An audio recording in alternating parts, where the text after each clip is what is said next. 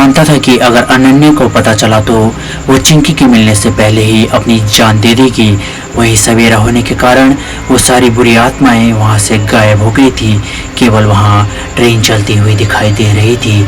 चिंकी वहीं बैठी बैठी रोने लगी थी। अचानक वही लड़की जिसने चिंकी की जान बचाई थी चिंकी के पास आकर बैठ गई और उसे चुप कराते हुए कहने लगी, चिंकी तुम रो मत, तुम जल्दी ही अपने मम्मी पापा के पास पहुंच जाओगी और मैं तुम्हें वहां तक सही सलामत पहुंचाने में मदद करूंगी, पर तुम्हें भी हमारी मदद करनी होगी। चिंकी ने रोते हुए उससे पूछा, क्या सच में तुम मेरी मदद करोगी, पर कैसे? तब उस लड़की ने बताया, मेरा नाम प्रिया है, मैं भी तुम्हारी तरह ही अपने मम्मी पापा के साथ भवानीपुर आई थी। हमें आगे कहीं और जाना था, हमें भी रात को देर हो गई थी, इसलिए हम सब स्टेशन पर ही रुक गए। रोज की तरह यह ट्रेन ठीक 1:30 बजे स्टेशन पर पहुंची तो गलती से हम सब लोग इस ट्रेन पर चढ़ गए। हमें नहीं पता था कि ये ट्रेन भूतिया है। जल्दी ही उन सभी भूतों ने मेरे मम्मी पापा और मुझे भी मारकर अपने में शामिल कर लिया। चिंकी आश्चर्य से प्रिया की बातें सुन रही थी।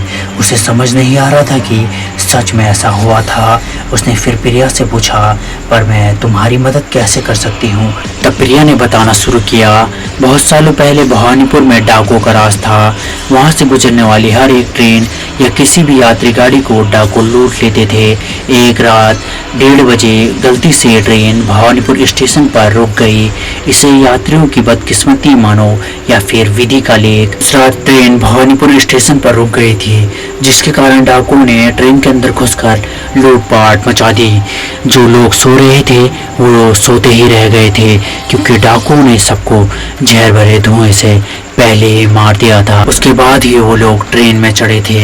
अभी तक सभी लोग विश्वास नहीं कर पाए हैं कि वो लोग अब जिंदा नहीं हैं।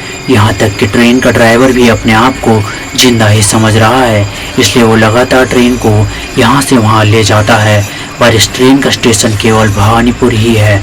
बाकी समय ट्रेन कहाँ जाती है, कहाँ आती है, उसके बारे में मुझे भी अभी जानकारी नहीं है।